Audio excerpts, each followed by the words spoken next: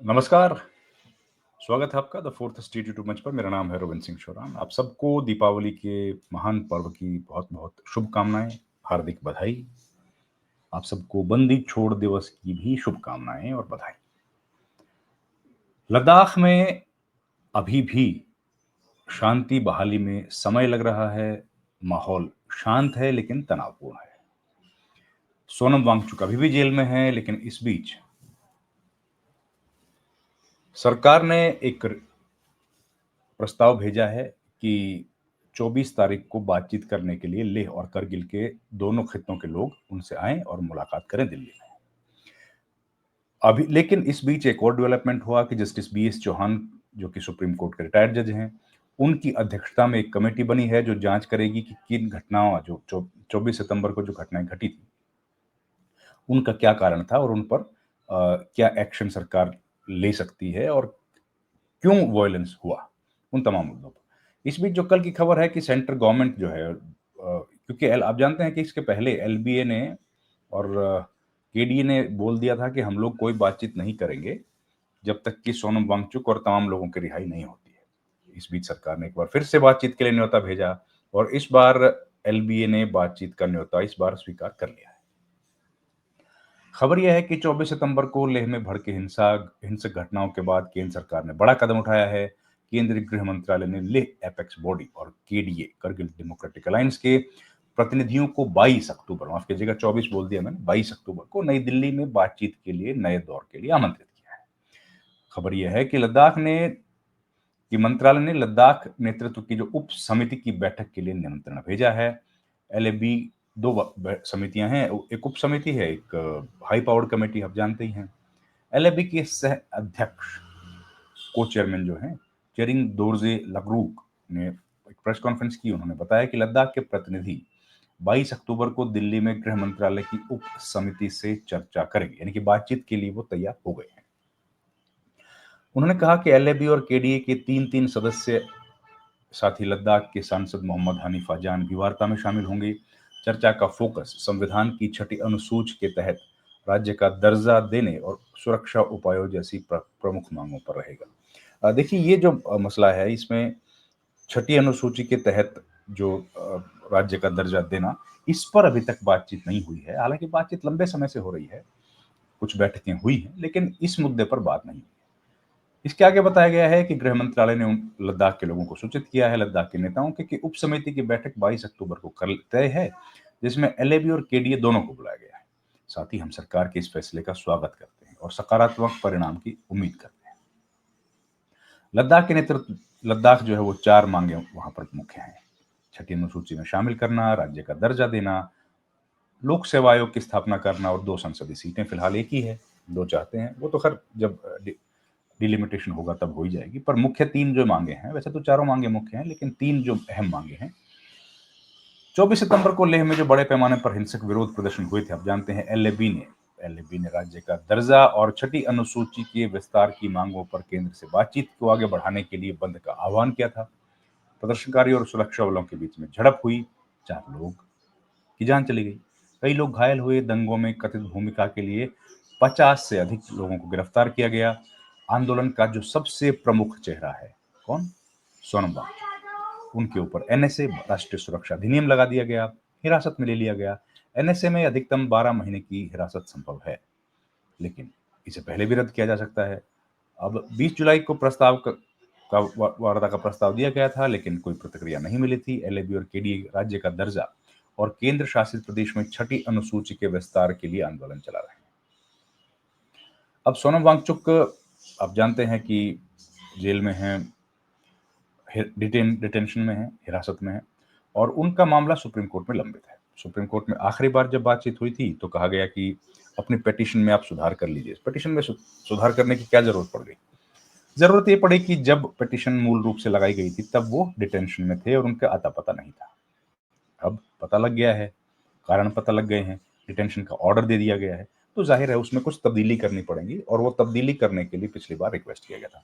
मामले की अगली सुनवाई 29 अक्टूबर को होगी और अहम सुनवाई मानी जा रही है। लेकिन 22 अक्टूबर को जो लद्दाख के प्रतिनिधि हैं, इनका पहले कहना था कि हम लोग तब तक बातचीत नहीं करेंगे, हमारी तरफ से कोई बातचीत सरकार के साथ नहीं होगी जब तक कि इन लोगों को रिहा नहीं कर दिया जाए, जो अभी तक डिटेंशन या गिरफ्तार हैं।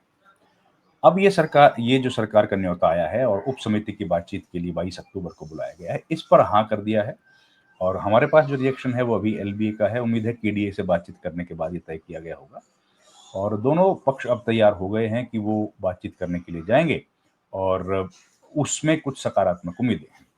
देखिए, आप जानते हैं लद्दाख की जो घटना है, लद्दाख में जो मामला इस वक्त चल रहा है वो यही है कि लद्दाख के लोग लंबे समय से इंतजार कर रहे हैं कि उनको जमहूरियत का असली रिप्रेजेंटेशन उन लोगों को मिले। वो कैसे मिलेगा?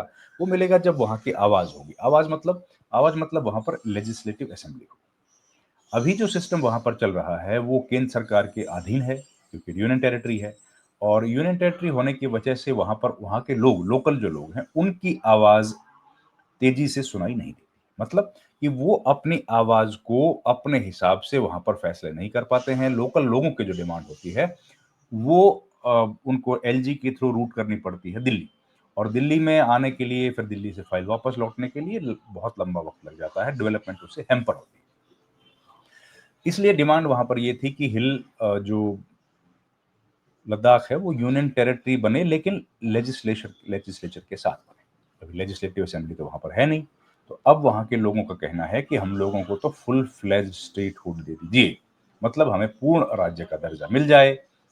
अब पूर्ण राज्य के दर्जे के लिए तो मांग कर रहे हैं जम्मू कश्मीर के लोग भी और जम्मू कश्मीर के लोगों का कहना है कि हमसे तो वादा किया गया था, सुप्रीम कोर्ट में एफिडेविट किया गया था कि विधानसभा चुनाव के बाद सुप्रीम कोर्ट में सरकार ने कहा था कि हम लोग विधानसभा चुनाव के बाद जम्मू कश्मीर को पूर्ण राज्य का दर्जा दे देंगे और लद्दाख में भी ये वादा किया गया था कि 6th शेड्यूल का वादा वहां पर किया गया। बीजेपी ने किया था, लोकसभा चुनाव के पहले किया था। अब जो मसला है वो नवंबर का महीना है जबकि लेह हिल काउंसिल, जो कि एलएचडीसी जिसको बोला जाता है, ले ऑटोनोमस हिल डेवलपमेंट काउंसिल है, वो बेसिकली रिस्पॉन्सिबल है वहाँ के लोकल डेवलपमेंट के लिए। लोकल डेवलपमेंट वहाँ पर किस तरीके से हो और लोकल रिप्रेजेंटेशन वहाँ पर कैसे आए, उसके लिए जिम्मेदार है लेह हिल डेवलपमेंट काउंसिल। अब उसका समय सीमा खत्म हो रही है इसी नवंबर में। हम लोग अक्टूबर में बात कर रहे हैं और नवंबर का महीना है जब वो खत्म हो जाएगी। लेकिन सरकार की तरफ से अभी तक घोषित नहीं किया गया है कि अगला एलएएचडीसी का चुनाव कब होगा। तो इस चुनाव को देखते हुए आप जानते हैं कि पॉलिटिकल पार्टीज इलेक्शंस को लेकर गंभीर होती हैं। तो सोनम वांगचुक ने एक बार फिर से अनशन की बात की। अगस्त के महीने में बातचीत शुरू हुई। उन्होंने अगस्त के महीने में पहले तो दलाई लामा साहब, हिज होलीनेस दलाई लामा साहब वहां पर थे, तो कोई उस तरह का एजिटेशन नहीं किया गया। उनके जब विजिट खत्म हो गई वहां पर, वहां से वो चले गए, तब ये अनशन की शुरुआत हुई और ये अनशन 2 अक्टूबर तक चलेगा। ऐसी 35 दिन का अनशन की घोषणा की गई। लेकिन उस बीच 24 सितंबर को वाकया हो गया, जिस वाकया के बाद अब जस्टिस बीएस चौहान की अध्यक्षता में एक कमीशन बनाया गया है। वो कमीशन इसकी जांच करेगा। लेकिन सवाल ये है कि जो मुद्दे हैं, उन मुद्दों पर बात कब होगी? जो मुख्य मुद्दे हैं, जिन मुद्दों को लेकर के लद्दाख में लोग लगातार एजिटेशन कर रहे हैं और उनकी मांगे हैं कि उनको रिप्रेजेंटेशन मिलना चाहिए। उनका मांग है कि हमारे कल्चर को बचाने के लिए जो किया जाए वो सरकार करे और वो कल्चर को सेव करना बड़ा ज़रूरी है क्योंकि यूनिक कल्चर है लद्दाख के। आप जानते हैं ट्राइबल बेल्ट है वो पूरा। हालाँकि ट्राइबल बेल्ट के हिसाब से 85% रिजर्वेशन की बात सरकार ने कही है, वो 3% रिजर्वेशन दे रहे हैं। लेकिन जो मुख्य माँगे, जो 4 डिमांड्स हैं, उन चारों डिमांड्स पर अभी भी सरकार फोकस करने के लिए अभी भी सहमत नहीं हुई है। सहमति तो क्या, बातचीत भी अभी तक नहीं हो पाई है।